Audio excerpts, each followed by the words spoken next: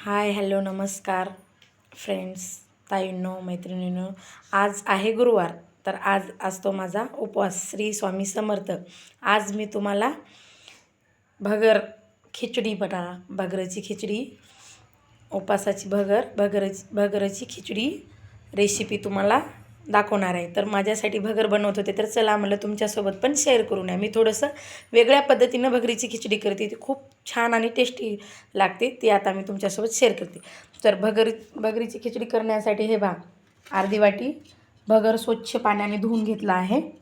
थोडीशी कोथिंबीर, 5-6 हिरव्या मिरच्या, थोडेसे शेंगदाणे, एक मोठा बटाटा, एक टोमॅटो, चमचाभर जिरे आणि उपवासाचं मीठ, त्याला आपण शिंदिलोण म्हणत असतो, आणि तेल. एवढं साहित्य या खिचडीसाठी लागणार आहे. तर आता हिरवी मिरची, शेंगदाणे आणि अर्धा कट करून बटाटा हे मिक्सरमधून आपल्याला थोडंसं मोठं जास्त बारीक नाही करायचं, थोडंसं मोठी भरड ग्राइंड करून घ्यायचं. हा पहा, एवढा बटाटा, अर्धा बटाटा मी मोठ्या पीसेसमध्ये कट करून घेतले आहे. ते आता मिक्सरच्या भांड्यामध्ये टाकणार आहे. आणि अर्धा बटाटा आपण छोट्या त्याच्या फोडी करून आपण भगरीच्या खिचडीमध्ये टाकणार आहोत. चला आता मी ग्राइंड करून घेते.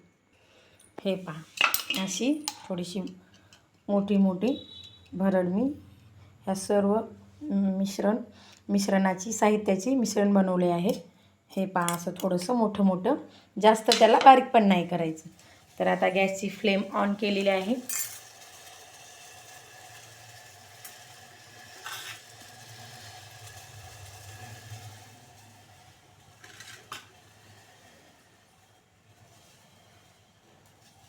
टोमॅटो आणि पोटॅटो बारीक कट करून घ्यायचा छोट्या पीसमध्ये. हे पहा, थोडंसं एक पळा मी तेल टाकलेलं आहे. आणि पोहे खायच्या चमच्याने जर म्हणलं तर एक 3 चमचे तेल असेल, 3 ते 4 चमचे तेल असेल.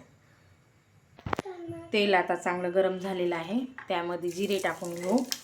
आणि तुम्ही म्हणसाल की उपासाला जिरे नाही जमत, तर मी पण एकादशीला, सोमवारला वगैरे आमच्याकडे पण जिरे चालत नाहीत, पण गुरुवार वगैरे असेल तर मी जिरे आणि कोथिंबीर वापरते. आता पोटॅटो टाकून घेऊ. आता त्यामध्ये पोटॅटो आणि जिरे टाकलेले आहेत. तर हे ग्राइंड केलेलं मिक्सर पण पूर्ण त्यामध्ये टाकून घ्यायचं.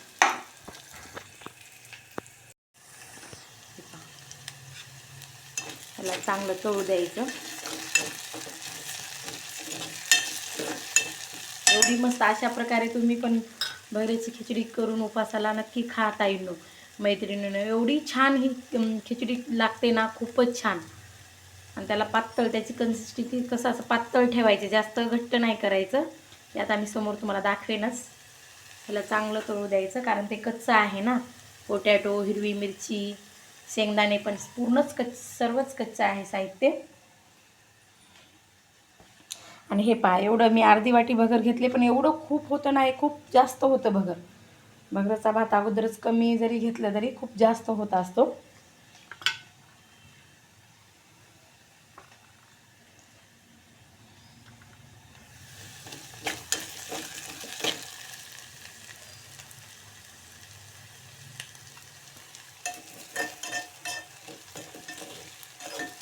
ते पोटॅटो, मिरची आणि शेंगदाणे ते बारीक करून टाकल्यामुळं ना त्याला एक मस्त असं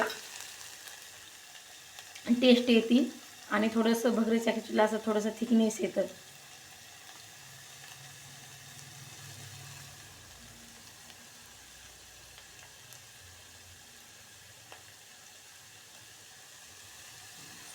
मस्त सोनेरी होईपर्यंत तळून घ्यायचं. मध्ये त्याला हलवत राहायचं, जेणेकरून खाली टोपाला ते चिटकलं नाही पाहिजे.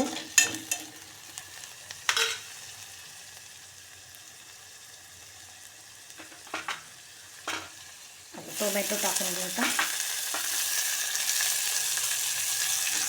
आणि टोमॅटो पण आमच्याकडे एकादशीला वगैरे नाही खात टोमॅटो, पण मग असे दुसरे कोणते वार असेल तर मी टोमॅटो टाकत असतो. थोडंसं आता टोमॅटो पण फ्राय करून होऊ द्यायचं. टोमॅटो पण आता थोडंसं फ्राय होऊ द्यायचं.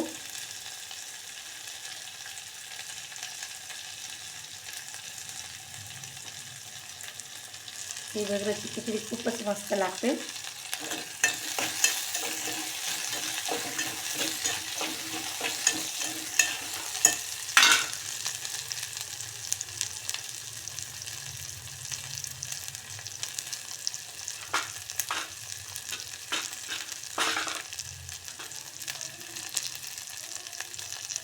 मस्त असं फ्राय झालेलं आहे. तेल मसाल्याला आता तेल सुटत आहे. त्या बॅगमध्ये धुतलेली भगर टाकून घ्यायची आणि मस्त असं भगरला पण थोडंसं मिक्स करून घ्यायचं फोडणीमध्ये, जेणेकरून भगर पण आपली थोडीशी तळण्यासारखी फ्राय झाल्यासारखी होईल आणि त्याला मग मस्तच टेस्ट येते.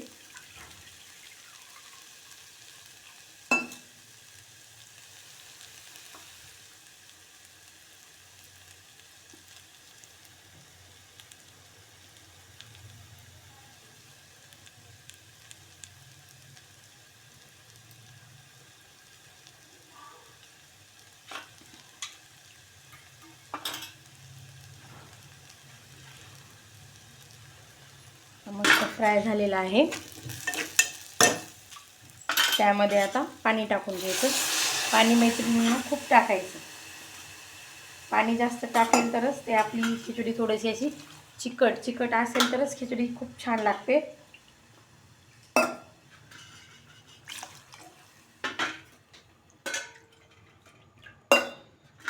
तांदळाच्या 5-6 पट पाणी टाकून घ्यायचं. तांदूळ जेवढे असतील त्याच वाटीनं 5-6 पट पाणी टाकायचं. पण मी तर चांगलंच 8-9-10 पट म्हटलं तरी चालेल. मी एवढं पाणी टाकून घेते. त्यामध्ये टाकायचं आता उपवासाचं मीठ, सिंधुलोण ते चवीनुसार टाकायचं. आणि आता बारीक चिरलेली कोथिंबीर. आता मस्त त्याला शिजू द्यायचं.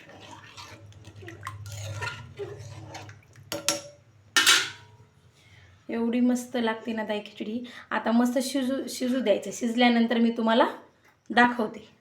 आता त्याला झाकून ठेवायचं. बऱ्यापैकी आपली आता भगरची खिचडी होत आलेली आहे. हे पहा, पूर्ण पाणी त्याच्यातलं हे होत आहे. मस्त आता चिकट खिचडी होत आहे.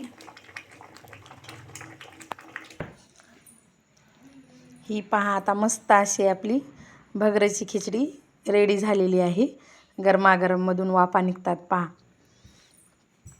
तुम्हाला ही जर रेसिपी माझी आवडली असेल तर ताईंनो लाईक करा, शेअर करा, कमेंट करून मग मला नक्की सांगा की तुम्ही कशी करतात भगरीची खिचडी. अशा प्रकारची एकदा करून पहा. अशी पातळच मस्त लागते ती जास्त जाड घट्ट छान नाही लागत. अशी पातळच खूप छान लागते ते गरम गरम. नक्की माझ्या चॅनलला सबस्क्राईब करा. थँक्यू.